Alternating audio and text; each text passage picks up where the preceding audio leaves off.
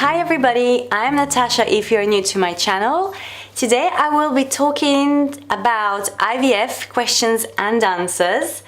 I'll be answering the questions. I actually have got these questions throughout my IVF process.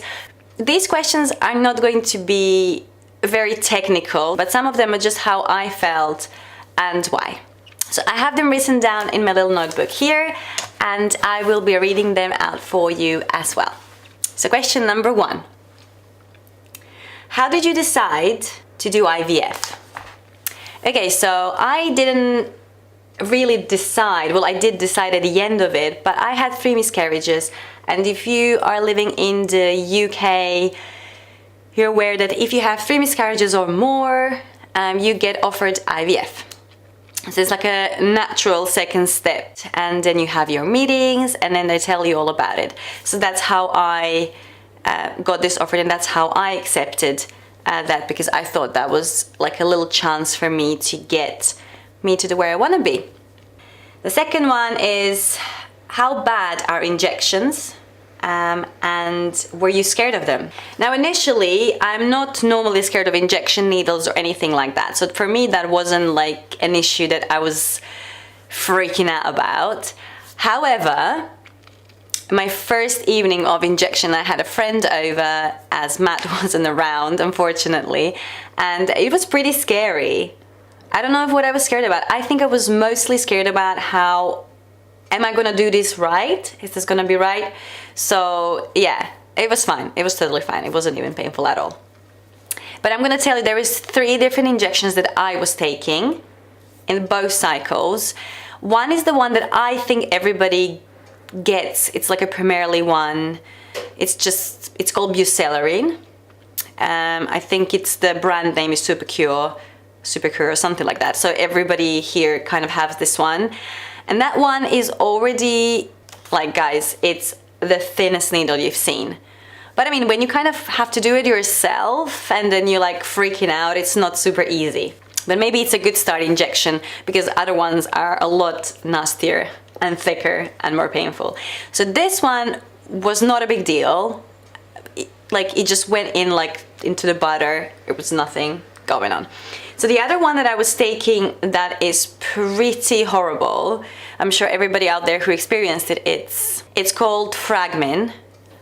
It's a blood thinner. I mean, Fragmin, it's the name here, but I mean, in different countries might be a different brand, but it's a blood thinner. So that one is already pre-ready for you. So that is pretty thick. I thought after 2 cycles of IVF, I mastered the injections and I felt a bit better after injecting them. Now that one is pretty harsh to put, and then also that one bruised me a lot. I actually haven't taken any pictures of my stomach or videos. I mean, I say unfortunately, just to kind of show you, because I do see them on YouTube. But when I did it, I felt at some point I didn't have any more room, because it was like pretty black around there. But yeah, if you were to stay pregnant, you would have to take them for the first trimester every day. It's one a day, it's only evenings. And then I also had a progesterone injection, which it's like a newer injection. It's called Lubian. Also, I think it's a brand name. But it's a progesterone injection that you can do also yourself, or of course if your partner or your friend or I don't know, whoever else wants to do it. It's not the best job in the world, but I find it doing it myself, it's the best. I feel the pain, I feel how I should do it and stuff like that. I decided to do this one on my thighs because I had to do another 2 and then the other one twice a day. So my belly was pretty stressed and it looked pretty horrible.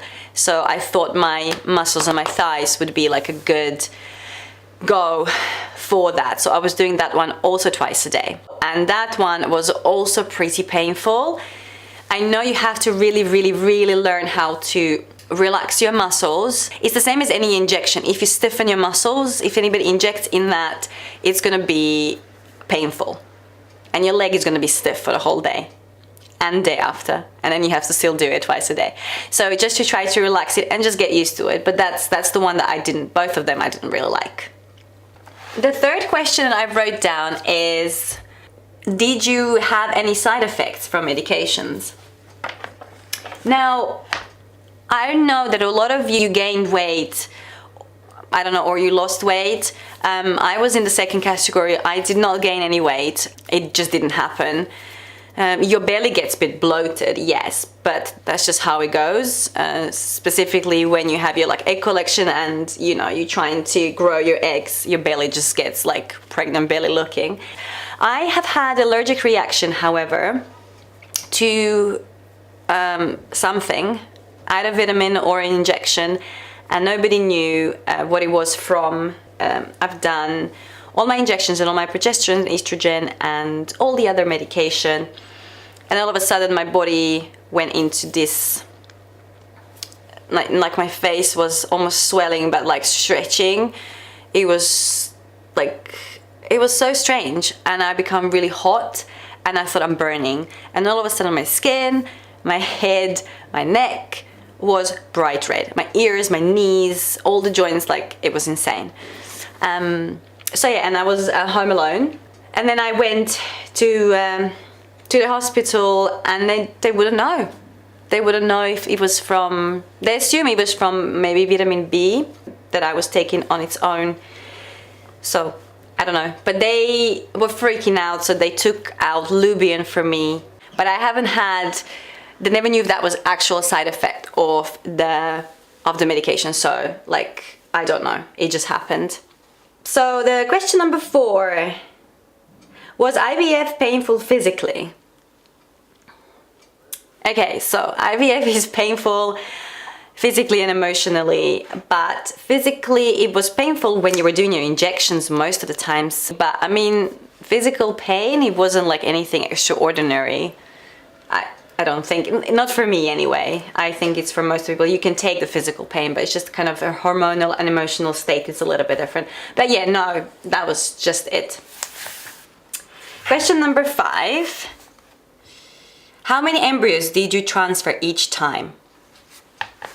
So each time we only transferred 1 embryo, not to our wishes that we wanted to transfer 2 or 3 or whatever. They said if you have more miscarriages, then less likely they will put more than 1, because it's a more possibilities to like that doesn't work. I don't know what exactly it is, and I'm sorry, I think I completely forgot what they were exactly explaining to me, but for me it was only 1. So first time on the first cycle we did 1, and on a frozen cycle we also did just 1.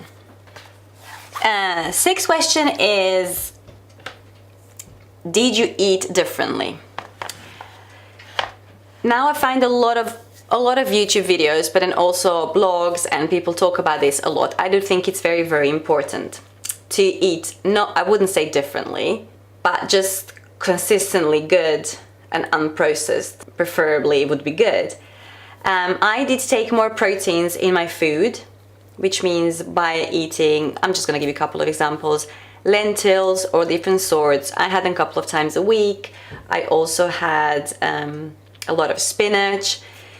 I mean, just a lot of everything that I was eating anyway, but I just kind of had a bit of more of everything, because me and Matt usually cook every single day, so it was pretty easy to just put a little bit more of something that I thought I should eat more. So more chicken because of protein, of course, more healthy fat, so I would have an avocado each day, more eggs, Brazilian nuts, walnuts, I don't know, hazelnuts, like nothing crazy. I didn't like count 6 of that today, but just generally. I drank more water too. It was like a big thing for me, because I sometimes tend to forget about drinking, but now, because I used to this, because of that, now I do it even now, which is really, really good. It's good for your skin, it's good for everything. So yeah, read about it. I did read like what should I eat more, and then I just kind of get a little bit more ingredients to my food.